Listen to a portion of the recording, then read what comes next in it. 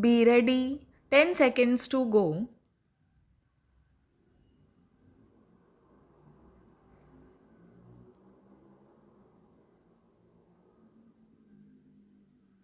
Start. Dear friends, it is an enriching experience to be sharing my perceptions on this vital issue with this August gathering. I am particularly pleased to join you at this Tata Memorial Lecture. Before I start my presentation, I wish to congratulate Dr. Bharat Ramji and his team at Population Foundation of India for taking this initiative. The Foundation and the Parliamentarians Forum for Human Development, of which I am the founder chairperson, have been interacting on issues of social importance. We always value the input by the Population Foundation of India during the interactions organized by Parliamentarians Forum. J.R.D. Tata, in whose name this lecture series has been organized, was a visionary, an eminent industrialist, though from a different school of economic thought. He was never oblivious of the social responsibilities of a conscious citizen. He joined government's efforts for the economic reconstruction and industrialization. But in order to ensure that society was able to avail the fruits of economic development as also to sustain the growth, it was essential to contain our ever increasing numbers and use the available resources for the optimum benefit of the people. It is gratifying to know that this logic evokes a concerted response in favor of the need to arrest the population growth. The Parliament has unequivocally endorsed the necessary steps in this direction. Legislature across the party lines is clear in approving the responses. I will start my lecture with an observation made by Bonar on Malthus. He was the most abused man of the age, put down as a man who defended smallpox, slavery, and child murder, who thought the world so badly governed that the best actions do the most harm, who short took all the romance out of life. Today, his fears are coming true. He had just warned us about impending man-made calamity of numbers. Though there are a few to suggest that there is still a scope for higher population growth rate. They argue that the annual rate of population growth for last 8,000 years, roughly from the Paleolithic age, has been only 0.6% annually.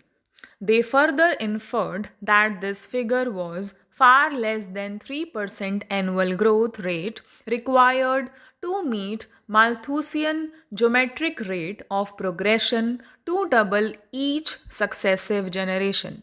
I wonder if such suggestion will only take us to the beginning of our end. I shall give a few facts and projections, and they indeed betray any romance in the present scenario. Though the mankind was the latest creature among the biodiversity, its numbers have grown rapidly. It is alarming that the rate of growth is ever increasing. In 1978, when he was writing his essay on population, the global population was barely 1 billion. Ever since, due to industrialization and technological revolution, the population has risen to an ever increasing rate. In the following 100 years, the world population doubled to 2 billion. And further, following half century from 1925 to 1975, it doubled again to touch 4 billion. By 1990, it was 5.3 billion. Even though there is a decrease in the overall growth rate of population from 1971 onwards, according to UN projections, by 2025, the Earth will contain a population of around 8 billion people and the global population stabilizes as 11 billion people in the second half of the next century. The worst aspect of this population explosion is that these increases will be taking place largely in the developing and underdeveloped countries. It has been projected that from now to 2025, around 95% of all global population growth will take place in these countries. At current rate of population growth, we should plan to accommodate a workforce of around 3 billion of people in developing countries by 2025. This means these developing economies should be able to cater the need to around 40 million new jobs every year. These countries have comparatively low industrial production.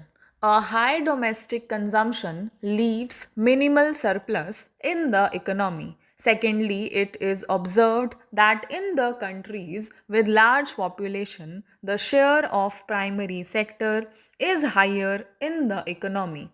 Greater part of investment and other inputs go into sustaining this large population. This does not leave enough of investable surplus.